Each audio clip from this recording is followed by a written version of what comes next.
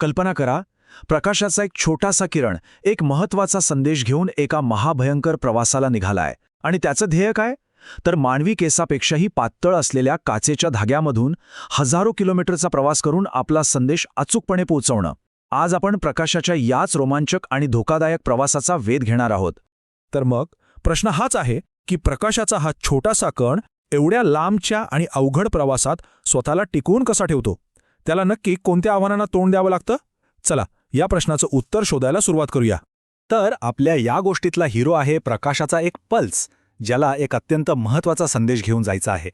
या प्रवासात धोका खूप मोठा आहे, कारण संदेशात जर थोडासाही बदल झाला तर त्याचा अर्थ पूर्णपणे बदलू शकतो. पण थांबा, हा प्रवास काही फुलांच्या पायघड्यांवरून नाहीये. या मार्गात अनेक नैसर्गिक अडखळे आहेत. हे अडखळे म्हणजे जणू काही या प्रवासातले व्हिलन आहेत, जे या प्रकाशाच्या संदेशाची ताकद कमी करण्याचा किंवा त्याचा आकार बदलण्याचा सतत प्रयत्न करत असतात. आणि या प्रवासातला सगळ्यात मोठा विलन आहे ॲटेन्युएशन. आता हा शब्द थोडा अवघड वाटेल, पण याचा अर्थ अगदी सोपा आहे. जसा प्रवास पुढे जातो तसतसा प्रकाशाचा सिग्नल हळूहळू कमजोर होत जातो. अगदी तसंच जसा आपला आवाज दूर गेल्यावर ऐकू येणं कमी होतं. तर महत्त्वाचा मुद्दा हा आहे की ॲटेन्युएशन म्हणजे सिग्नलच्या शक्तीमध्ये होणारी घट. आणि हा एक खूप महत्त्वाचा घटक आहे, कारण यामुळेच ठरतं की आपला संदेश कोणत्याही ॲम्प्लिफायर किंवा रिपीटरशिवाय किती दूरपर्यंत पोहोचू शकतो. आता जरा या आकड्याकडे बघा, 0.2 dB प्रति किलोमीटर. आता तुम्ही म्हणाल, डीबी म्हणजे काय? तर डेसिबल हे सिग्नलची ताकद किती कमी झाली हे मोजण्याचं एक माप आहे. आणि हा आकडा 0.2 खरंच सांगतो की 1 किलोमीटर प्रवास केल्यावर सिग्नलची ताकद किती कमी होते. आणि 0.2 हा आकडा अविश्वसनीयपणे कमी आहे. म्हणजे विचार करा, हे खरं तर मटेरियल सायन्स आणि इंजिनिअरिंगमधलं एक जबरदस्त यश आहे. आणि याचमुळे आज आपण इतक्या लांब अंतरावर डेटा सहज पाठवू शकतो. चला तर मग या अडथळ्यांच्या श्रियेत आत उतरूया आणि बघूया की हे विलन्स नक्की आहेत तरी कोण आणि ते काम कसं करतात. आपण याला प्रकाशाचा अडथळा मार्ग असंही म्हणू शकतो. सर्वात पहिला अडथळा आहे ॲब्झॉर्प्शन. याला आपण शोषण असं म्हणू शकतो.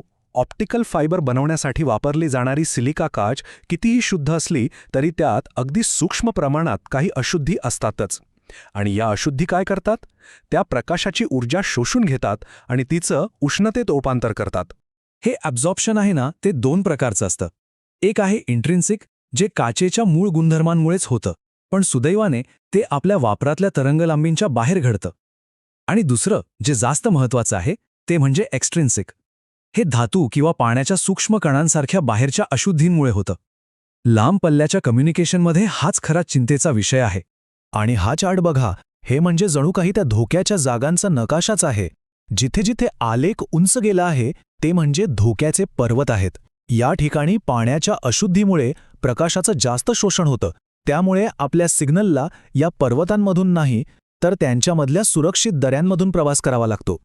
आता दुसरा मोठा अडथळा रेले स्कॅटरिंग. कल्पना करा की तुम्ही एका खडबडीत रस्त्यावरून गाडी चालवत आहात. काचेच्या आत असलेली घनतेमधली सूक्ष्म असमानता या खडबडीत रस्त्यासारखीच असते. प्रकाश यावर आदळतो आणि इकडे तिकडे सगळ्या दिशांना विखुरला जातो. साहजिकच यामुळे सिग्नलची मूळ ताकद कमी होते. पण एक मिनिट, मार्ग नेहमी सरळच असतो का? नाही ना.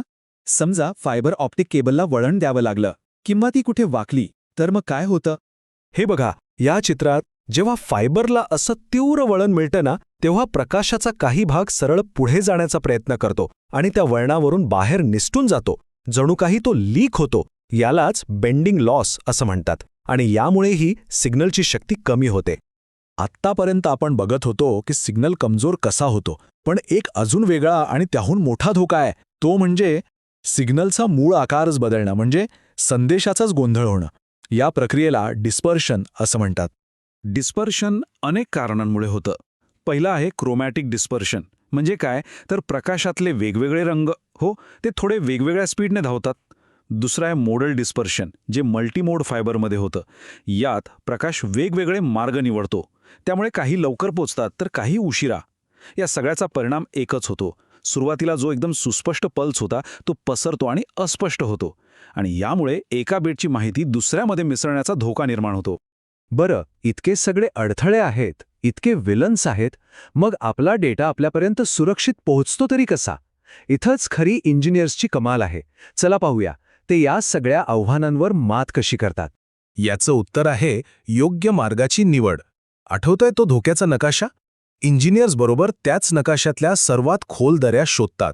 म्हणजे अशा तरंगलांबी निवडतात जिथे शोषण आणि विखरण्यामुळे होणारा लॉस सर्वात कमी असतो. जसं की 1310 नॅनोमीटर आणि विशेषतः 1550 नॅनोमीटर.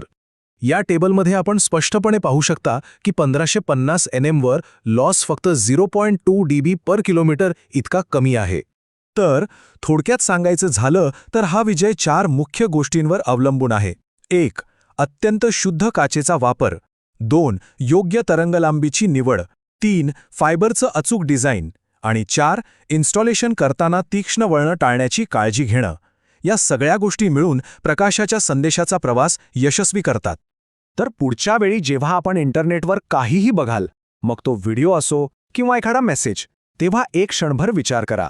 आपण जी माहिती पाहत आहोत ती प्रकाशाच्या रूपात हजारो किलोमीटर्सचा प्रवास करून असंख्य अडथळ्यांवर मात करून आपल्यापर्यंत पोहोचली आहे.